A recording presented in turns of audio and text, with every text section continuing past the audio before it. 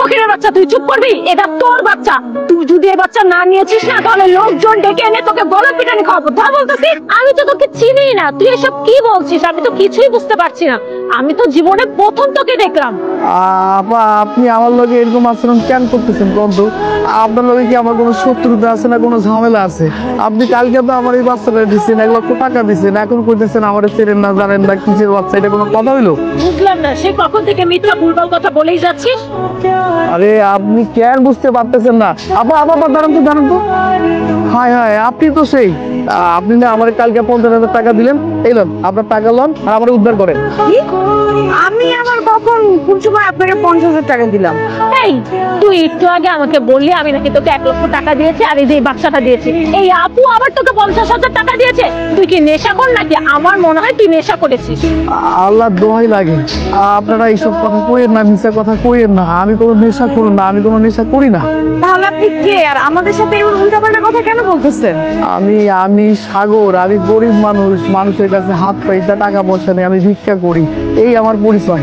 হ্যাঁ, তোকে দেখেই বোঝা গেছে যে তুই একজন গরিব অসহায় মানুষ এবং অশিক্ষিত।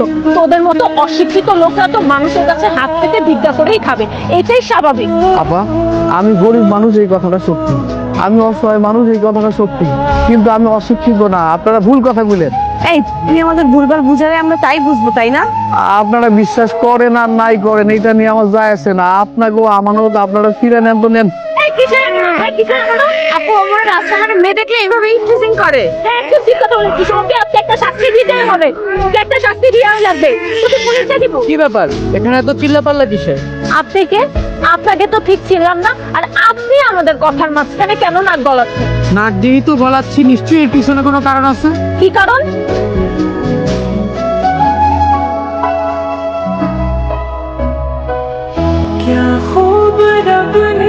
আমি আইনের লোক, এখন তো বুঝতেছেন কেন নাক গলাচ্ছিলাম।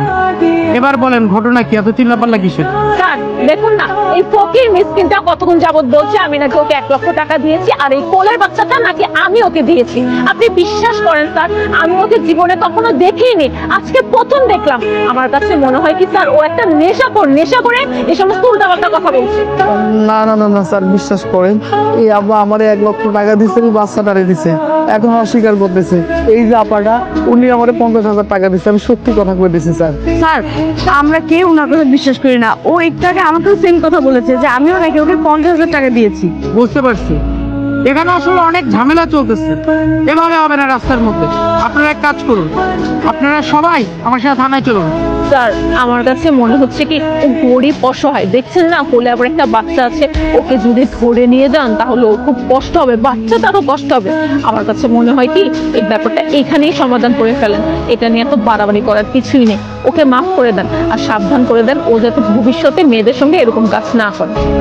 স্যার আপু ঠিক কথাই বলেছেন, এখন এইসব বিষয় বাদ দেন না, এমনি আমাদের টাইম কম, আমার একটু জরুরি কাজ আছে। ঠিক আছে, আপনারা যেহেতু বললেন সুতরাং আমি আর এখানে বাড়াবাড়ি নাই করলাম। আচ্ছা ঠিক আছে, আমি এখন যাবার কাজ আছে। আপু চলেন। এইবারের মতো ওকে ছেড়ে দিলাম, শুধু কেন জানিস, ওনারা রিকোয়েস্ট করতে বলে। পরের বার থেকে যদি এরকম করিস না, একদম হাতে নিয়ে যাবো, বাচ্চা সামলা ঠিক মতো।